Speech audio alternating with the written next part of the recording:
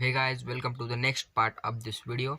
So this we are going to learn in this chapter the sexual part जिसका आपको इंतजार था वही हम पढ़ने वाले।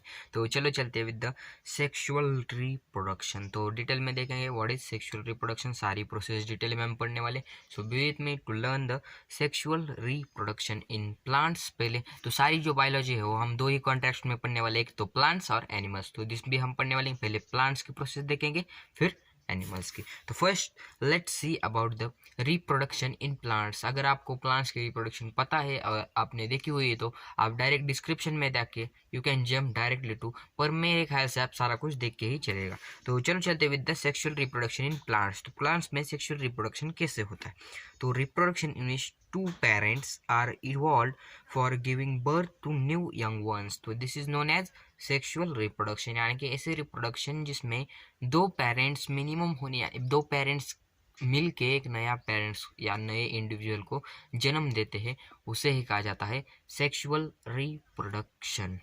आगे बढ़ेंगे विद द एग्जाम्पल्स, जैसे कि ह्यूमन प्लांट्स से सारे जनरल हमें ये बताने की कुछ ज़रूरत नहीं है। आगे देखेंगे इन प्लांट्स, यानी कि प्लांट्स में सेक्सुअल रिप्रोडक्शन कैसा होता है ये हम देखने वाले हैं। With the first one, the sexual part of plant is flower and seed. तो प्लांट का सेक्सुअल पार्ट्स क्या है? It is flower and seed, यानी कि वो रिप्रोड्यूस किससे करेंगे? या तो फ्लावर से या सीड से। आगे बढ़ेंगे the pistil which is female reproductive organ. Which is a female reproductive organ? It is a pistil. तो आपने you can see the structure of hibiscus, यानी कि चाइना रोज जिसे आपने देखा होगा, it is given to Ganpati, it is that is red colour, it is that flower, it is longitudinal section, यानी कि उसका जो पूरा डायग्राम है नीचे दिया गया है उसमें कैसा है? पिस्टिल है, विच इज एन, क्या है pistil? Pistil is an female reproductive organ. और अगला है क्या है? Stamen. Stamen is an male reproductive organ. क्या है? पिस्टिल फीमेल रिप्रोडक्टिव ऑर्गन है और मेल रिप्रोडक्टिव ऑर्गन क्या है? स्टेमेन। तो स्टेमेन के पार्ट्स आप देख सकते हैं, दिस इज एन स्टेमेन, जिसके ऊपर होता है नीचे होता है फिलामेंट और ऊपर होता है एंथर, जिसमें ही रिप्रोडक्टिव जो पोलन ग्रेन्स होते हैं। और पिस्टिल का स्ट्रक्चर आप देख सकते हैं, इसमें पिस्टिल होता है, उस पिस्टिल के नीचे ओवरी होते हैं, उसमें सारे कुछ। तो पिस्टिल में क्या क्या चीज़ें होती है? Style, stigma and ovary. ऊपर स्टाइल होता है, स्टिग्मा और ओवरी, ये सारी जो तीनों चीज़ें होती है it is in the pistil. तो ये दोनों चीज़ें क्या क्या है? पिस्टिल इज मेल, नहीं ये फीमेल है। पिस्टिल फीमेल, स्टेमेन मेल, तो ये आपको याद रखना है। The pistil has style, stigma and ovary and the stamen has anther and filament. तो ये आपको मैंने इनका डायग्राम की तरह से अच्छी तरह से समझ लें। The process of fertilization need mixture of male and female gametes to form new individual. तो ये जो सेक्सुअल रिप्रोडक्शन, इसमें क्या होता है? मेल और फीमेल गैमेट की मिक्सचर होनी जरूरत है। तो इसे आप गैमेट भी डायरेक्ट कह सकते हैं, मेल या फीमेल गैमेट्स भी, you can directly call it as. तो आगे बढ़ते, the process of transformation of pollen grains from anther to stigma is called pollination. तो किस प्रोसेस से ये रिप्रोड्यूस करते हैं? This the process by which plants reproduce is known as pollination. तो पॉलिनेशन कैसा होगा? ये पॉलिनेशन ऐसी प्रोसेस है जिसमें जो पोलन ग्रेन्स होते हैं, पोलन ग्रेन का पोलन ग्रेन्स क्या होते? It is in the anther. तो एंथर से जब पोलन ग्रेन्स ट्रांसफर हो गए किस पे हो गए? पिस्टिल पे। तो जब pollen grains, transfer of pollen grains from anther to stigma, तो stigma it is a pistil का जो ऊपर का पार्ट होता है स्टिग्मा, उस पे जब ये ट्रांसफर होंगे, क्या होंगे? ट्रांसफर होंगे, तो दिस प्रोसेस जो होती है इसे कहा जाता है पॉलिनेशन। तो पॉलिनेशन की वजह से उनमें रिप्रोडक्शन होता है, क्योंकि रिप्रोडक्शन में दोनों गैमेट्स का फ्यूजन होना बहुत ही जरूरी होता है। तो आगे देखेंगे, तो ये इंसेक्ट या विंड्स या एनिमल्स किसी के भी मदद से हो सकता है। तो देखेंगे हम कि पॉलिनेशन कैसा होता है। तो यहाँ पे आप, the transfer is within the country then it is self pollination, यानी कि अगर एक ही प्लांट है, एक फ्लावर है, उस फ्लावर के ही पिस्टिल और स्टिग्मा, क्या है? पिस्टिल और स्टिग्मा है क्या? हाँ। अगर उस फ्लावर के ही एंथर और स्टिग्मा के बीच में ट्रांसफर हुआ है तो it is known as self pollination. अगर एक फ्लावर का स्टिग्मा है और दूसरे फ्लावर का एंथर है, अगर ट्रांसफर हुआ तो उसे कहा जाएगा क्रॉस पॉलिनेशन। तो ये आपको याद रखना है। Flower then it is called transformation. अगर अलग अलग फ्लावर होंगे, तो अगर सेम फ्लावर है तो क्या कहेंगे? It is known as self pollination. आगे बढ़ेंगे, pollen grains after entering into stigma develop tube due to the सिमोट्रोपिज्म या केमोट्रोपिज्म towards female germ cell and able to go and fuse with the female germ cell to form zygote and later get divided and converted into new fruit। तो क्या होता है यहाँ पे आप देख सकते हैं, आप डायग्राम में देख सकते हैं, डायग्राम में क्या होता है, ये जो पोलन एंथर से पोलन ग्रेन्स होते हैं, दे आर ट्रांसपोर्टेड टू, कहाँ transport, they are transported to stigma, और स्टिग्मा की वजह से आपने ये केमोट्रैपिज्म का नाम सुना है, it is a attraction towards chemical, यानी कि chemic movement towards in the direction of chemicals, तो केमिकल के डायरेक्शन में होता है, तो it is an female gamete जहाँ पे होती है, वो उसकी डायरेक्शन में जो पॉलन ग्रेन्स होते हैं वो मूवमेंट करते हैं, due to the chemotropisms they go down and fuse with the, कहाँ फ्यूज होते हैं, फीमेल जर्म सेल से वो फ्यूज होते हैं, pollen grains fuse with the female germ cells and form, divide होने के बाद जाइगोट फॉर्म करते हैं, और सिंपल आपका तो आगे they gets further divided and form zygotes, और उसी की वजह से फ्रूट बनता है, क्या बनता है, फ्रूट, तो फ्रूट बनता है, the ovules get converted to seed and ovary converted to fruit, तो उसमें जो आप देख सकते हैं स्ट्रक्चर में बाहर का होता है वो होल्स, वो बनता है फ्रूट, यानी कि जो बाहर का होता है फ्रूट का, और जो ओहरी होती है या जो ओहरी होती है वो फ्रूट में बनती है, और ओहिल्स बनता है सीड, जो ओहिल्स होता है it is converted into seed and बाहर का कोरिंग होता है Ohri, it is converted into fruit, तो या जो फ्रूट का आउटर कोरिंग होता है। और इसके बाद और एक होती है जो प्लांट्स में होती है, उसमें डबल फर्टिलाइजेशन देखने मिलती है, तो what is this double fertilization, ये भी हम देखेंगे। तो आप देख सकते हैं जो स्ट्रक्चर होता है इसमें, two pollen grains come from stigma and one fuse with female germ cell to form zygote by the process of syngamy, and the second pollen grains fuse with the two polar nuclei by the process of trifusion। तो इसमें क्या होता है, एक जो होते एक 3 pollen grains आते हैं स्टिग्मा से, 3 में से एक क्या करता है, एक जाता है और फ्यूज करता है फीमेल गैमेट सेल से, और दूसरा क्या करता है, यह आप डायग्राम में देख सकते हैं कैसे एक फ्यूज होता है फीमेल गैमेट से, दूसरा जाता है सिंगैमी की वजह से फ्यूज करके 3, यानी कि 3 जन फ्यूज करके क्या करते हैं, ट्रिपल फ्यूजन बनाते हैं, क्या करते हैं, 2 पोलर न्यूक्लाई होते, क्या क्या होते, पोलन ग्रेन्स 2 पोलर न्यूक्लाई से फ्यूज करते, क्या करते, 2 पोलन ग्रेन्स 2 पोलर न्यूक्लाई से फ्यूज करके बनेंगे, एक ट्रिपल फ्यूजन की मदद से और दूसरे सिंगैमी की मदद से एक बनेगा, तो देयर इज 2 फर्टिलाइजेशन, यानी कि एक ही फ्लावर में 2 फर्टिलाइजेशन होगी, इसीलिए कहा जाता है डबल फर्टिलाइजेशन। तो 1 क्या हो, पहली फर्टिलाइजेशन होगी 1 pollen grain with the female gamete cell, और दूसरी होगी 2 पॉलन ग्रेन्स जो या जो pollen grain second pollen grain होगी it will fuse with the 2 polar nuclei, तो ऐसा होगा डबल फर्टिलाइजेशन, इसीलिए 2 फर्टिलाइजेशन इसीलिए हुई है, इसीलिए उन्हें कहा जाए, सिंपल सी बात है डबल फर्टिलाइजेशन। आगे बढ़ते, रिप्रोडक्शन इन ह्यूमंस, मेरे को पता है इसकी बहुत सारी डिमांड्स होती है, तो रिप्रोडक्शन इन ह्यूमंस, तो पहले हम देखेंगे मेल रिप्रोडक्टिव पार्ट कैसा है, और इसके बाद फीमेल रिप्रोडक्टिव पार्ट देखेंगे, फिर क्या होता है आपको सारा पता होगा, पर मैं इसके डिटेल में लिखेंगे कैसे इसके कंसेप्ट में आपको बताऊंगा। तो फीमेल या मेल रिप्रोडक्टिव पार्ट देखेंगे, तो इसमें क्या होता है, sperm ducts, scrotum, testis, penis, urethra, prostate gland, urinary bladder और सेमिनल वेसिकल, तो ये जो सारी चीज़ें होती है ये आपको डायग्राम में देख सकते हैं, तो इन सारे का यूज़ हम देखते देखते चलेंगे, तो देखेंगे क्या क्या यूज़ है सबका।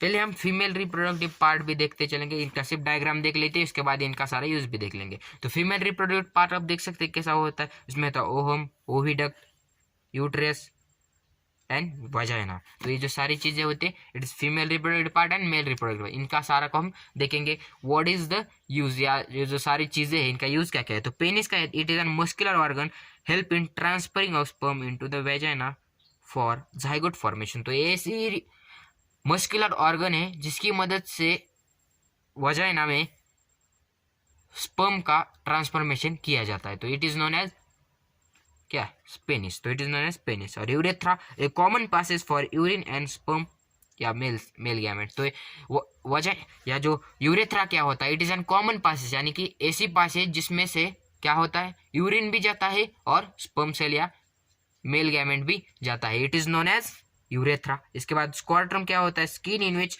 Sperms are produced and stored, तो ऐसी स्किन जिसमें स्पर्म को स्टोर किया जाता है या प्रोड्यूस किया जाता है। Testis a organ which store sperm male gems and also produce testosterone hormone responsible for changes.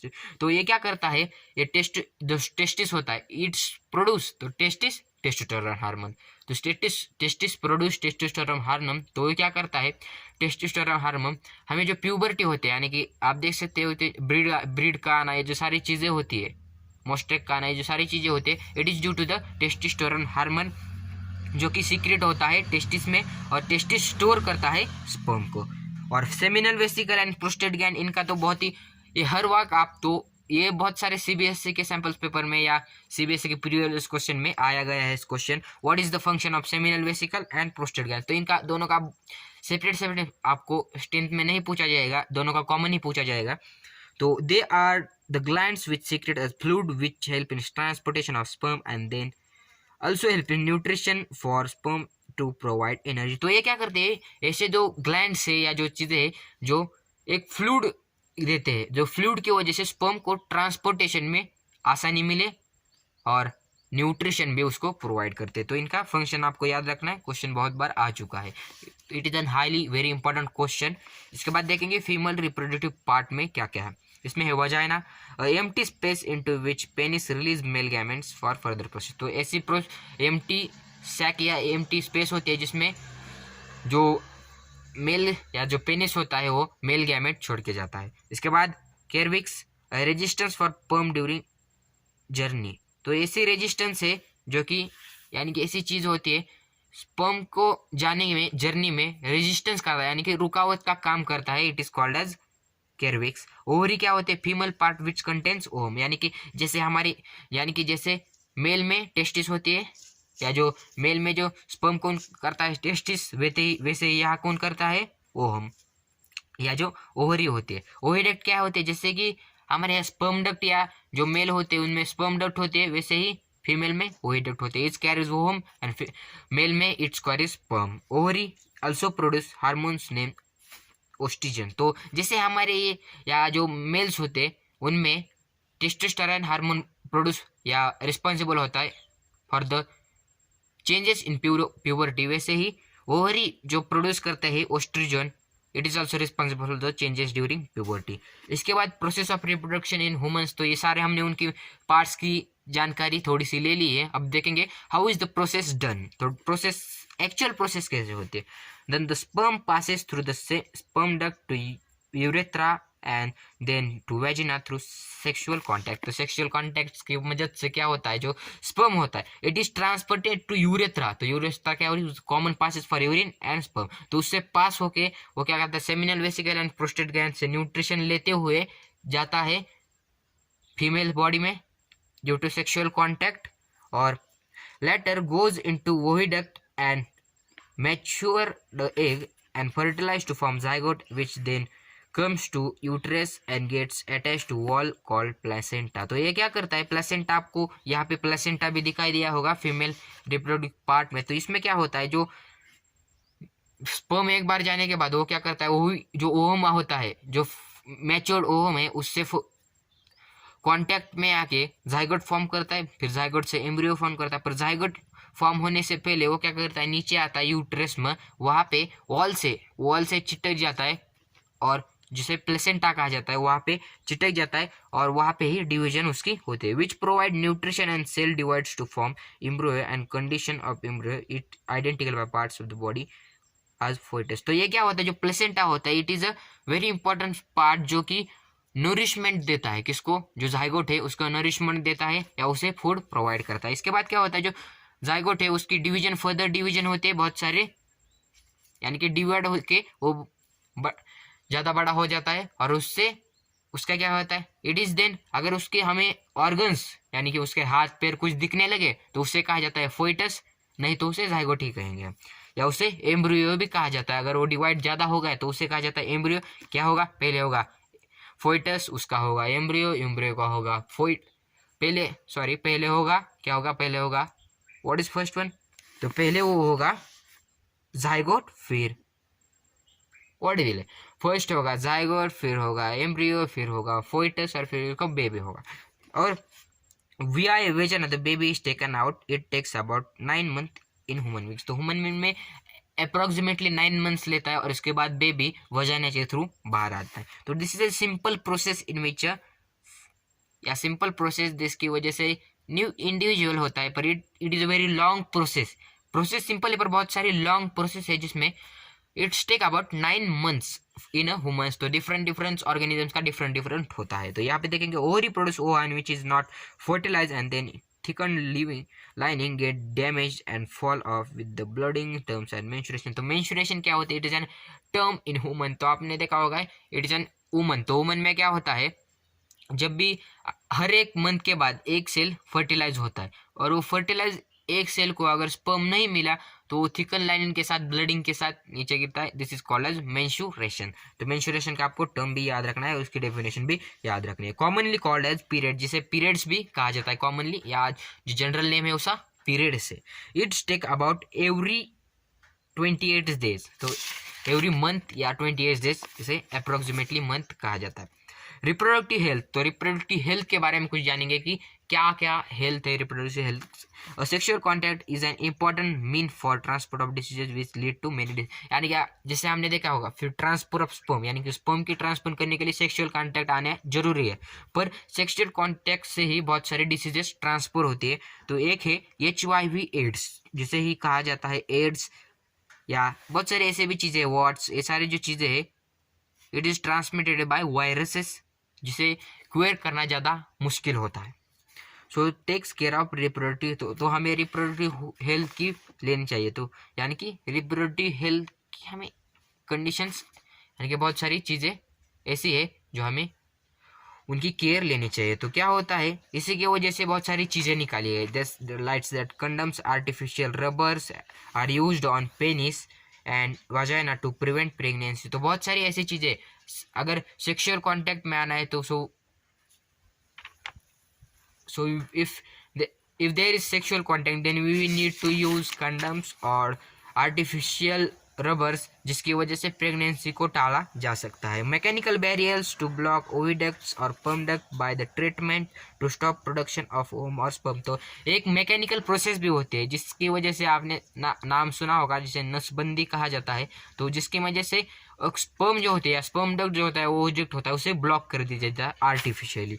Drugs taken as pills, या जो पिल्स होते हैं ड्रग्स जिसके भी लेके हम, पर उसके बहुत सारे साइड इफेक्ट्स होते हैं, इसीलिए pills don't take the drugs. Drugs का मतलब ऐसा ड्रग्स नहीं होते, ड्रग्स का मतलब होता है that's are medicine which are helps, या जो पिल्स लिए जाते हैं। जैसे कि आपने ये सारी चीज़ें आपको पता ही होगी। You are now big now. तो thank you for watching the video like this chapter of human reproduction, how do organism reproduct, ये सारा हमारा हो गया है। तो मिलते हैं अगले वीडियो, तब तक बाय बाय, सी यू अगले next video. Make sure to like share and subscribe my channel. Thank you for watching the video.